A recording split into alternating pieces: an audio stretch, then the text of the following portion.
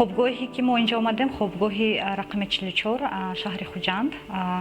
حاضر از این زندگی یکی از پسر بچه هایی که در اینجا زندگی میکنند اصلا چنین فرزندان پسر بچه ها دخترها اینجا زیاد هستند، لیکن ما نوار میگیریم از زندگی یک روزه فیروز جان.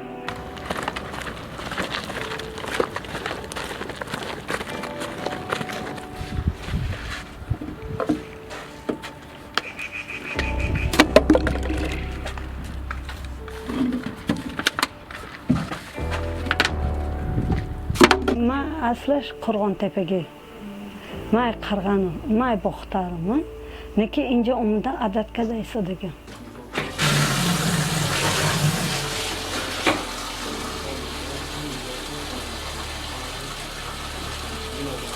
ماره بچه مزاق بتونه و خولگان میدم. چی مسخره میکنن؟ وصل چنر هر رو میدم.